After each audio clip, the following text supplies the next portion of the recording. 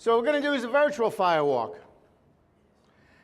And what I mean, when I do a fire walk, who here has done the fire walk with me in the room? Okay, so great. What's the purpose of doing a fire walk? Right, so fire walking is not about walking on hot coals. It's about transforming beliefs. Has everybody got that? So anybody can walk on fire. I mean, we've had 5-year-old kids walk across fire, see a burning log, pick it up, move it out of the way, and keep walking. Honest truth. Right? So it's not that. It's about changing beliefs. The key in that thing about changing a beliefs is one word: changing. The most difficult thing in people's lives is to change. Why? Because we never like to leave our comfort zones. Like most of you are sitting in the same seats that you sat in all friggin' weekend, or really damn close to it. Right? So watch. Everybody stand up. Stand up, everybody. You've got to stand up. It's part of the game. Otherwise, somebody's going to wind up sitting on your lap. I'm telling you. I know this group. I know this group. Because everybody wants to be a little bit different. Who here does not want to step out of their comfort zone? Who here wants to stay the same? How come? So everybody here wants to change, right? So just to amuse me, just change your seats. And change can be that simple. What it takes, though, is a commitment.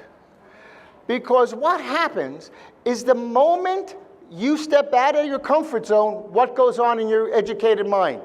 Oh shit, I need to be back in. And we jump right back into that comfort zone, right? See how, now that was a lot of work to go from here to here. But it was a lot of work. Now somebody went from here to over there.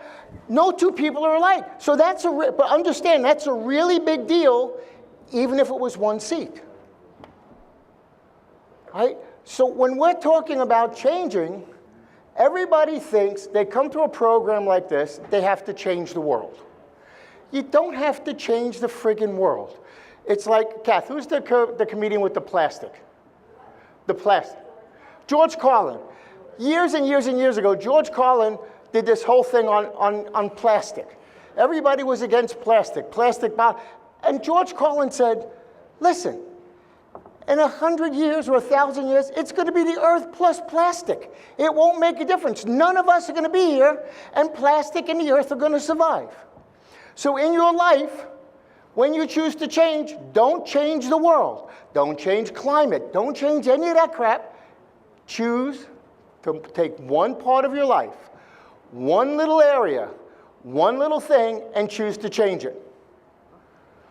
Like Josh was talking about food and exercise and all that. What could you do different? Like when I change to exercise, I don't go, well, they try and get me to join gyms. They join gyms for me. I hate friggin' gyms. They take too long, it's too much work, and there are too many fucking mirrors. They're friggin' mirrors. All right? Sometimes I just look in the mirror and go, I look good, it's fine. But anyway, but the point I make is, so what do I do different? I go walk in Central Park twice a week.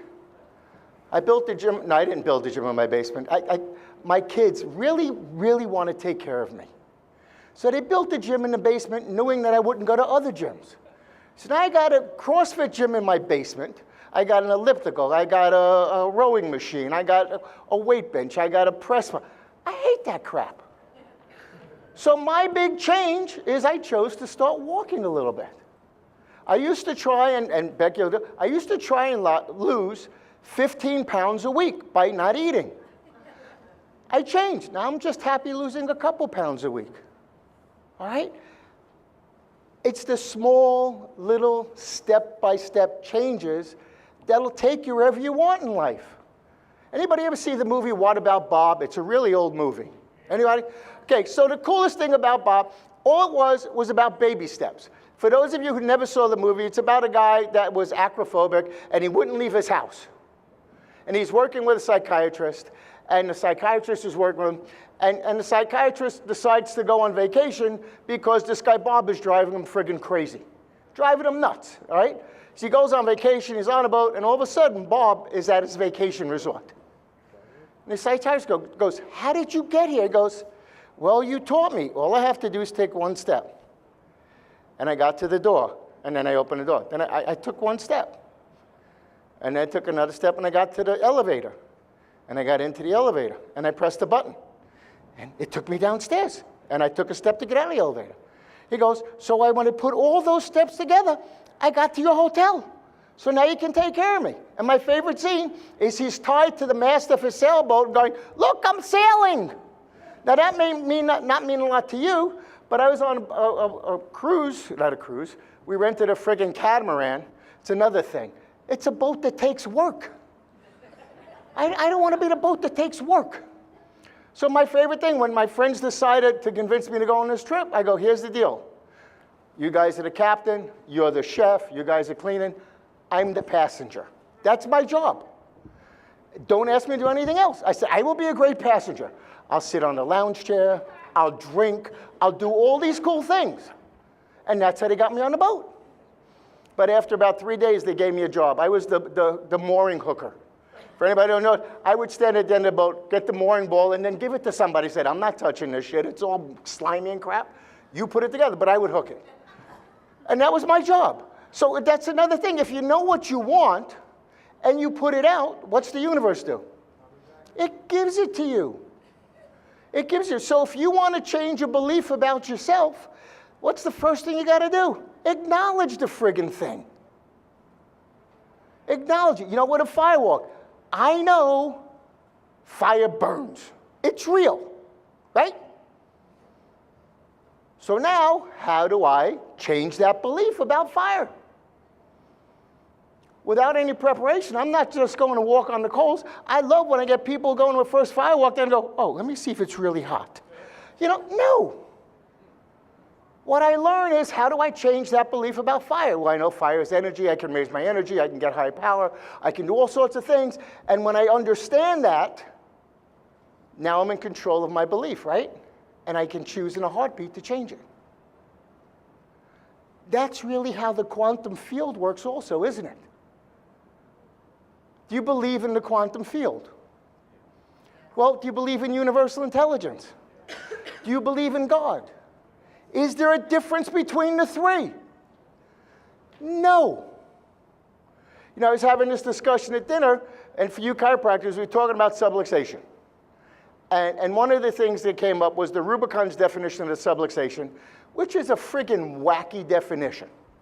Like, it doesn't fit in my wheelhouse. But when it was explained to me, it goes, well, this is the scientific definition that they can do research about, and that's fine. It's the same thing, the same exact thing, using different words. So it's the same. Then how many of us get into fights over the words we use to describe things? Anybody? Anybody get into politics? I'm not going there. All right. So when we're thinking about it, how do you describe your beliefs? How do you describe those limitations? Is it something that, you know, well, I can't do this, you know, or I've tried this and it doesn't work, and you go through all this crap, or do you just look at your belief and go, that's interesting. What would happen if I changed one thought? What would happen if I woke up in the morning and I said, this morning, I'm going to be excited today? Can you do that? See, it's a choice. All these beliefs that we have are choices that we've made over a lifetime. Because what's a belief? It's something that's happened over and over and again with emotion that we take as a truth. And I will guarantee you, none of us have the same truths in this room. We have the same ideas. None of us have the same definition of chiropractic in this room. None of us adjust the same way in this room. Can you accept that difference? Can you accept that there's that difference in all of us that keeps us magical? So when I choose to make a difference, I also choose how I'm going to make that difference. So when I'm talking about getting up in the morning, all right, I got to tell you, I'm in practice 40 years. And there are definitely days I get up where I said, I really don't want to go into practice. I know it sounds terrible. I love adjusting and the patients, but you know what? There are just some days, and can you be honest and go, I really don't want to show up today. So what do? You put your head back under the covers? Or do you ask yourself a question? Okay, so what do you need to do to want to show up today? What do you need to do to change that attitude? I love when patients go, oh, I got up on the wrong side of the bed today. I said, so why the fuck didn't you get back in the bed, get up on the other side? And they look at me like I'm crazy, and I actually talk to my patients that way. And they look at me like I'm crazy, and I go, you chose which side of the bed to get out of. And if it wasn't a good side, get back in and get out on the other side. All right? So when you get up, so I'll ask the resourceful question, all right, what do I need to change my attitude? What do I need to change my state? What state? Anybody? And don't tell me New Jersey. What's a state? Confusion. That's your state most of the time. What's a state? Right, the physiology of moment based upon a belief system. In English, that means if you feel happy, that's a state of happiness. If you feel depressed, it's a state of depression. All right, how can you change it? How many people try and change their minds? Who are you changing it with? You can't change your mind. You can change your thoughts, though. You could start thinking a little bit different. All right, but how often, anybody really depressed? You know anybody got really depressed? Are they walking around like, I'm so depressed. This is terrible. I'm having a terrible time here. This sucks. No, they're depressed. What's the physiology of depression? Oh, God, they're kinesthetic. They're inside. They're dragging. The weight of the world is on their shoulders. And you say, get happy, and they go, I am happy. Can't you tell? And they do this. So what I would do is I would come over to someone who's depressed and bring their chin up. I want you to look down and just try and be depressed. Think about something real. No, now I want you to think about, stop smiling. Just think about something that's depressing. Now, she keeps laughing. I don't know what the hell she's doing. All right? And I got to tell you, it sounds crazy. It's that simple. Changing your physiology will change your state like that.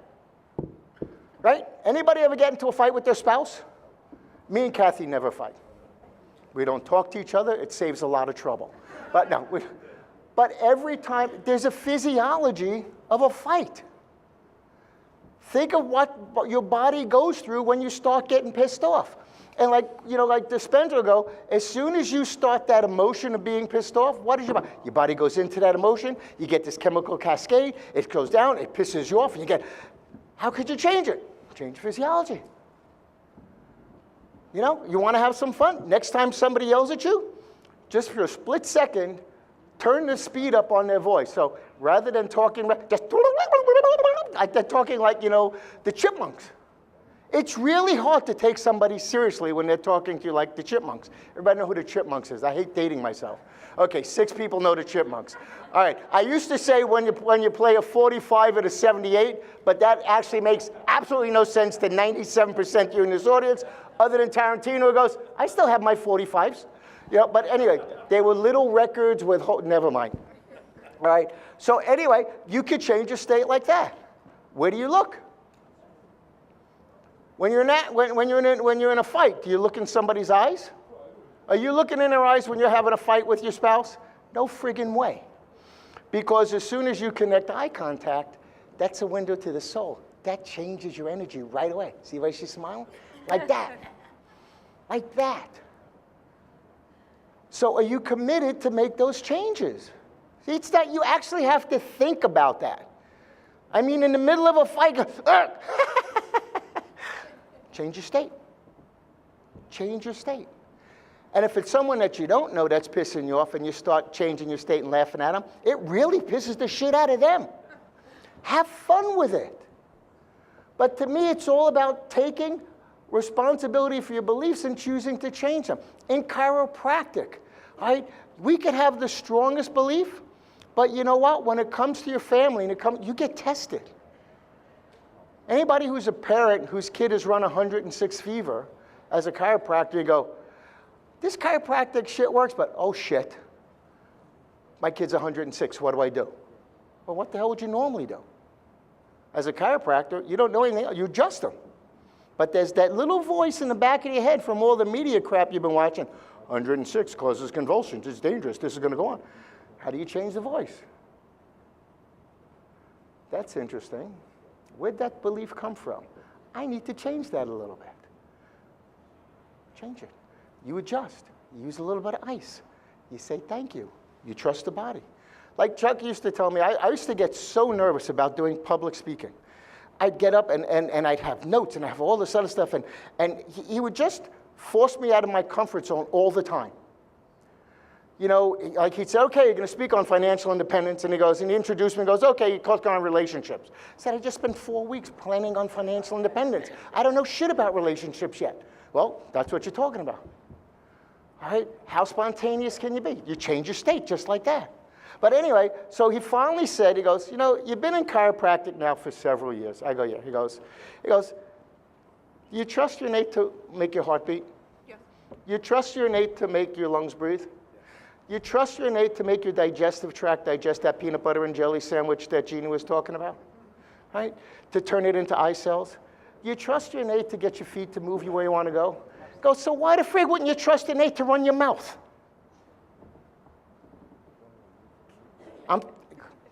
Answer that question. Why wouldn't you trust innate to run your mouth? It's doing all these high complex things, and this is just talking. I can't even tell you how many things the body has to go through to take that peanut butter and jelly sandwich and make it into an eye cell. I trust it to do that. You trust, anybody ever fly? How many of you have interviewed the pilot? You trust him? You don't even know the friggin' guy. Well, you give him trust. But you don't trust yourself. No, I'm not doing that. I remember I was doing skydiving. And me and Kathy are skydiving. We got to our 5th jump. And they go, okay, 6th jump, you guys pack your own chute. I go, I'm not skydiving anymore. And the guy goes, you trust this guy you don't know who just packed your chute 5 times, 3 out of a friggin' good plane, and that's okay. Now I say, you pack your own chute. I say, I'm not taking responsibility for my life. This way, if I die, I can blame him for fucking up on the chute. I mean, all this sounds crazy, but this is the way we think. Think about that. These are beliefs that we've chosen to bring into our lives because it just makes us happy. I always laugh when people go, I'm never flying, it's dangerous up there. I said, do you ever drive in a car? Oh, all the time. I said, that's dangerous. Walking across the street is dangerous. Flying in an airplane, there's 2 crashes every 10 years, 300 people die. Hundreds and thousands of people die every year from car crashes. But we need to support our beliefs. So we're going to talk about, again, how do we start changing state? This is, anybody, you want to play around with this process? I'm going to show you how powerful our beliefs are. This is how important this exercise is. When we talk about changing beliefs, when we talk about the power of your consciousness, the power of your thoughts, you just had a physical manifestation of the thoughts that you had. I want you to think about that. You just created an immediate physical manifestation of the thoughts you just had.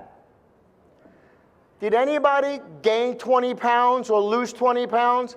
What changed? How did you become so much more dense? How did you become so much lighter?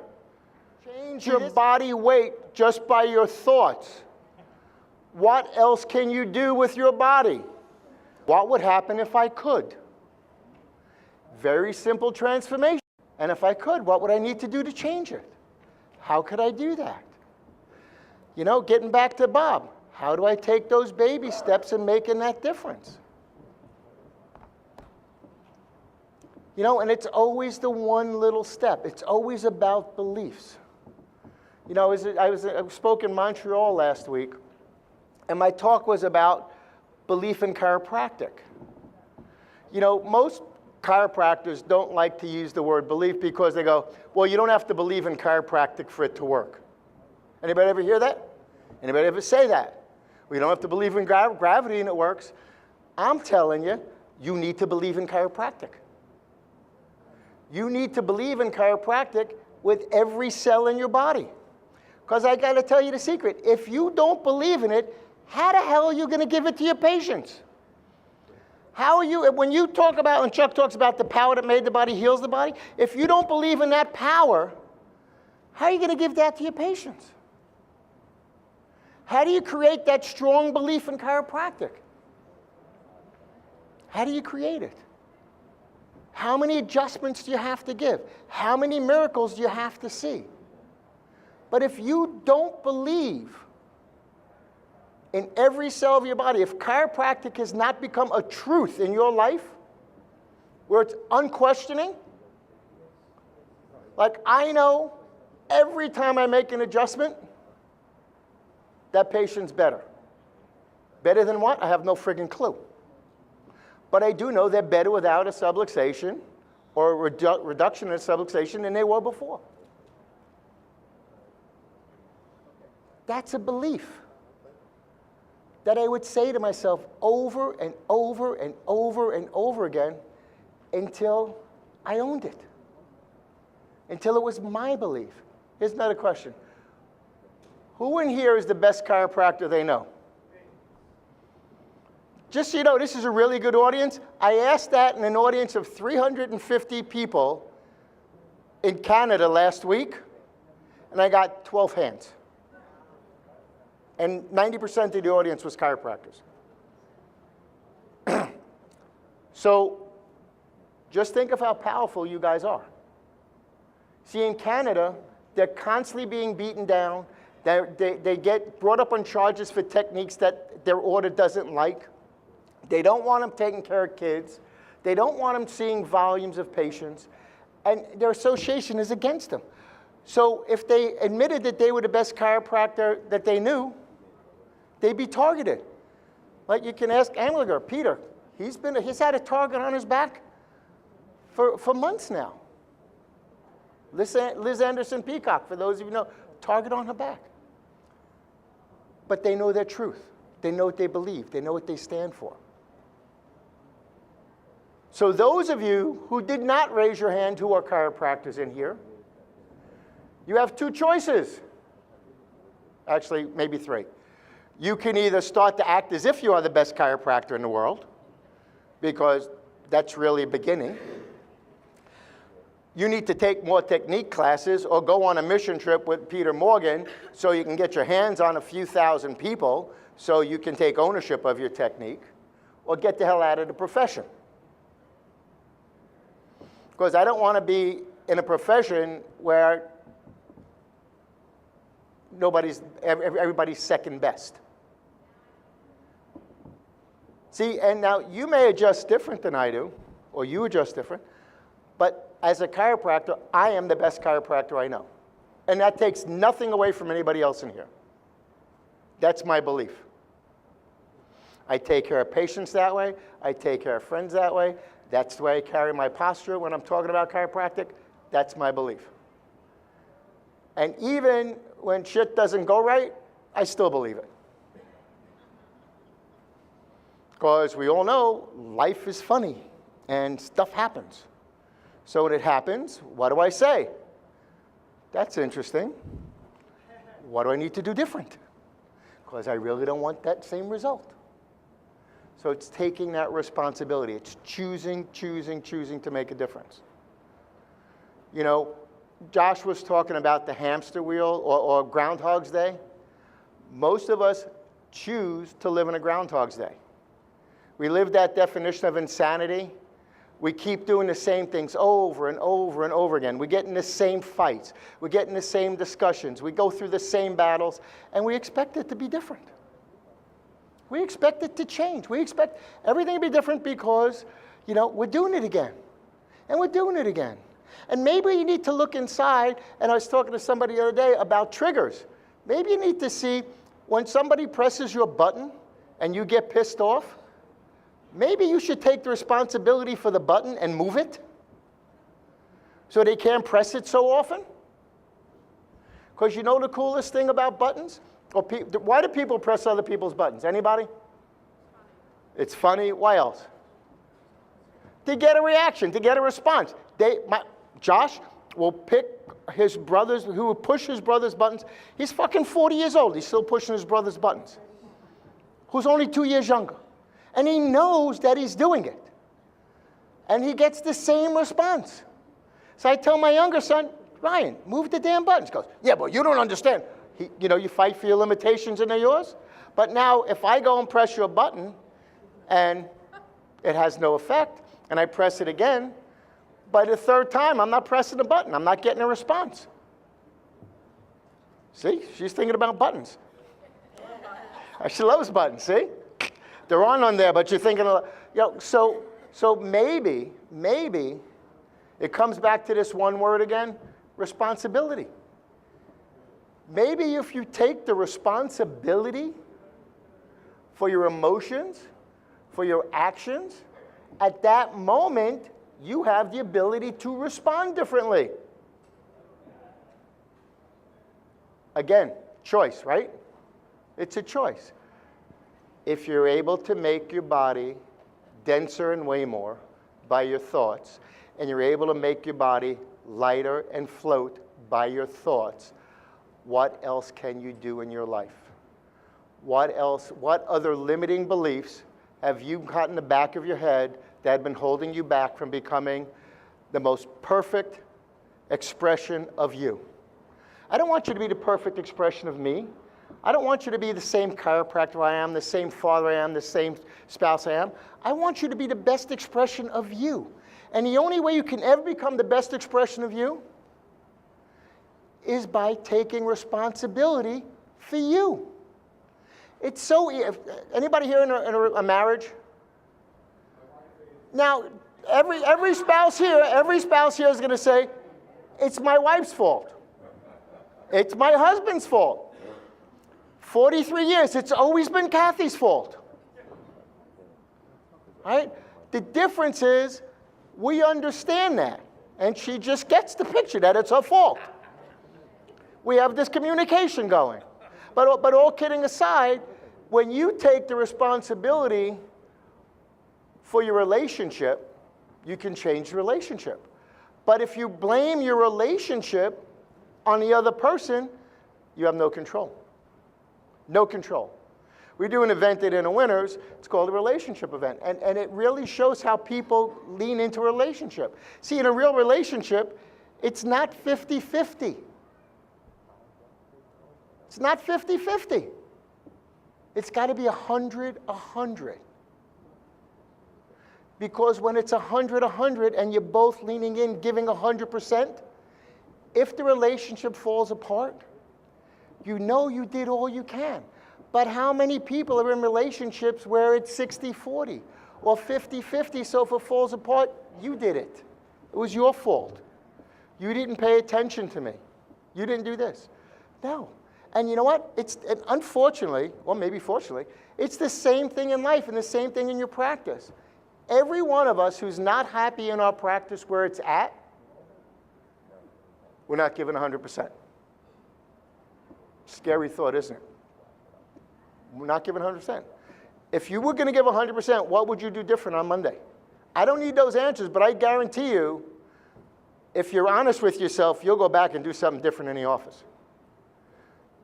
You'll go back and change your mindset. You'll go back, and when you put your hands on that patient, you'll feel differently. Right? I told the story about, the chiropractor who's making an adjustment. In the middle of adjustment, he drops dead. He winds up in front of the pearly gates. And he's thinking, as he's at the gates, he goes, oh my God, I got to make amends for my insurance fraud. I got to make, that was a joke, guys. I got to make amends for stealing a candy bar when I was 6 years old. I got to make amends for being nasty to this person. And he's going through all these thoughts about what he's going to ask forgiveness so he can get into heaven.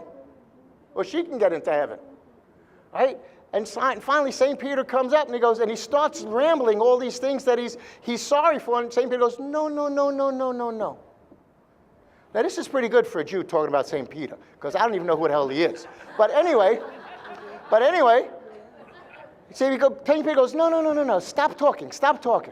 It's not a lay lecture, stop talking.